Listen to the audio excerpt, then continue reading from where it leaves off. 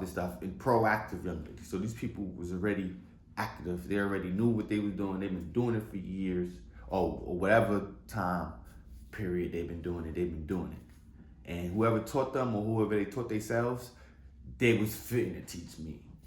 So the young lady just basically said, "Hey, you know what we do, and we basically trying to do it here."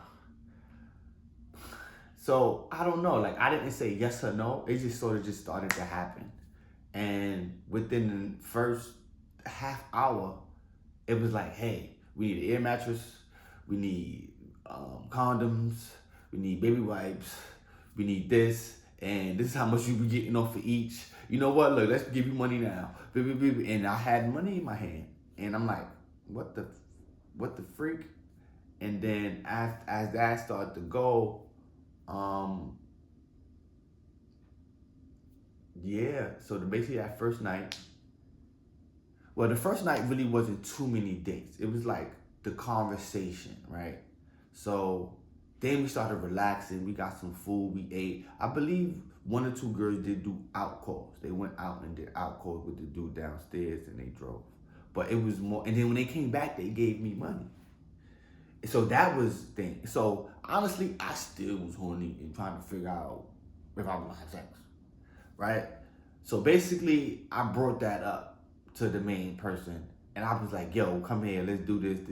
It was like, "Wait, we need to make money. Come up with a whole hierarchy. Let's figure things out." I was like, "Nope, shut up, let's go." And then we did. Then when we did, we had a real conversation because now I felt like I could actually think now.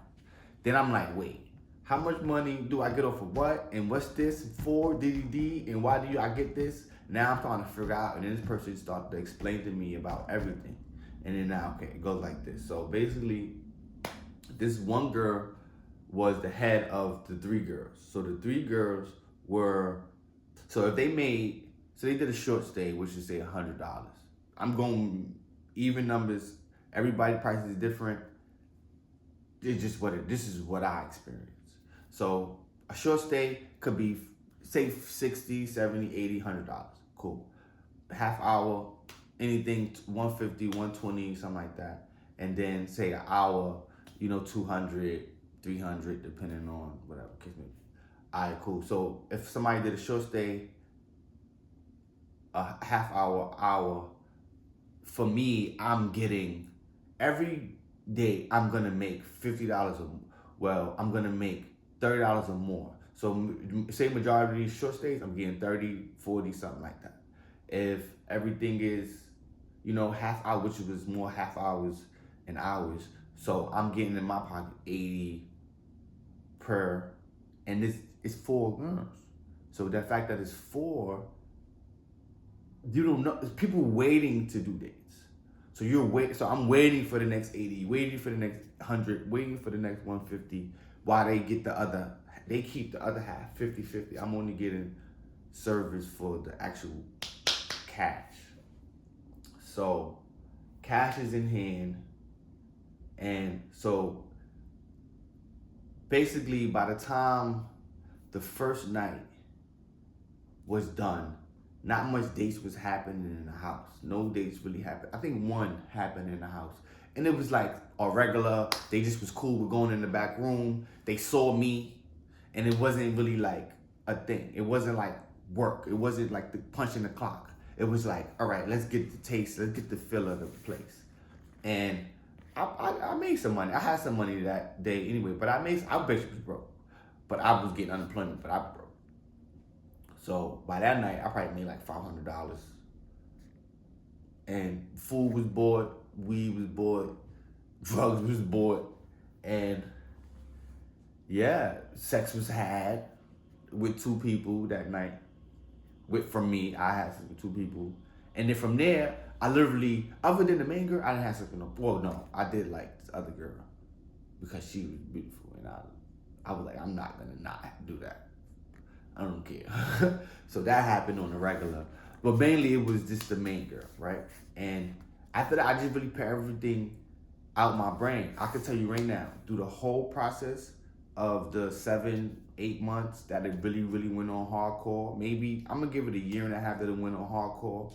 I had 14 different girls, including the 4 that I had in the beginning. So I wound up dealing with 14 different girls. And I will explain, I just explained the first day. I talked a lot, but I only explained the first day just now. And we didn't really stop. It really started the next day. Even though we did do it, we had an understanding of what's going on. They were telling me how things work. So by the next morning, it was a conversation like, hey, can you go to the store and buy Amazon cards? Because you'd be able to go to like the pharmacy store, and they had like, you know, the Apple cards, the gift cards. And so basically, mainly it was Amazon cards that was the best. Basically, this is 2000, remember the year, 2015, 2015. Definitely 2015, 100% 2015, after the September, like towards the end of 2015. Or it could be 2016, I don't know. Either way, it don't matter. 2015, 2016. And Amazon cards, we would buy the Amazon cards and we would get the Amazon cards, buy it $50, $100, $200, and we would buy we had to go on Paxfil or something like that, and we would basically trade the Amazon cards for Bitcoin.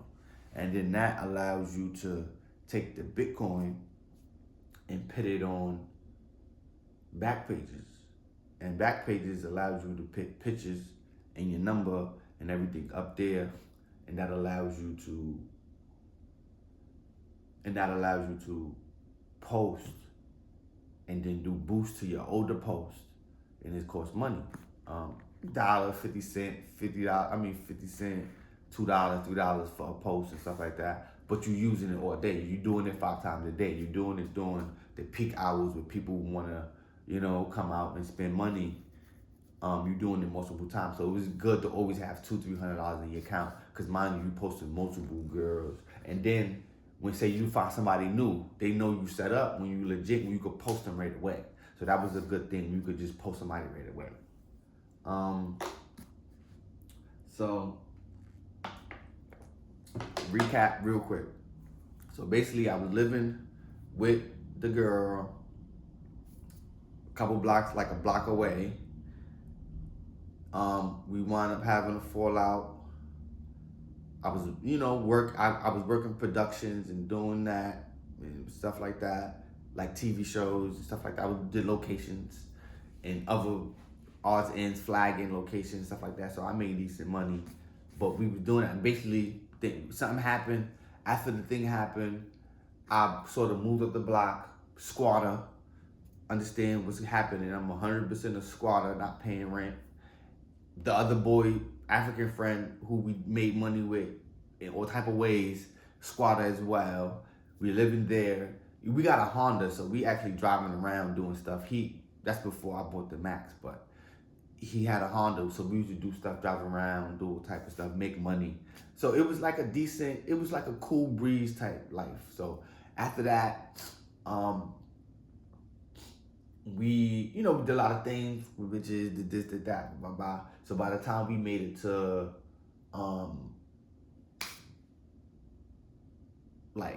by the time I started going to, had my cousins over, I left, I started doing music. So like me and Leo, we was cool, but it's like I started backed away from like all the hustling, you know what I mean? I just was wanted to just really find something good, making music. I'm like, I'm gonna do shows.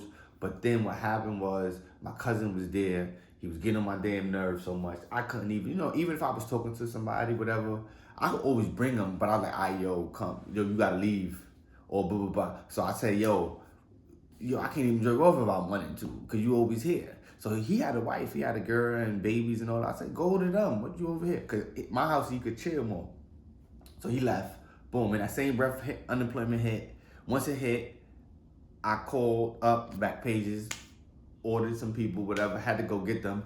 Then they came over, took over my house, said this is an in-call spot. Day one. And it just started. Drama was the next day. So trust me, y'all want to hear this drama, it's the next day. The next day, the drama happened, and I'm in Brooklyn. So when I tell you about what happened the next day, which almost made me stop doing this completely, but it wound up just pushing through anyway. Um, you're gonna laugh pretty much, but it's real shit. It's real shit. The next one, the what's the story I tell you about the I started the in-course spot was started. That's the solicitation of your body in this spot. When it started, it wasn't, I didn't even know. I just was trying to call and get something. And then it turned into this.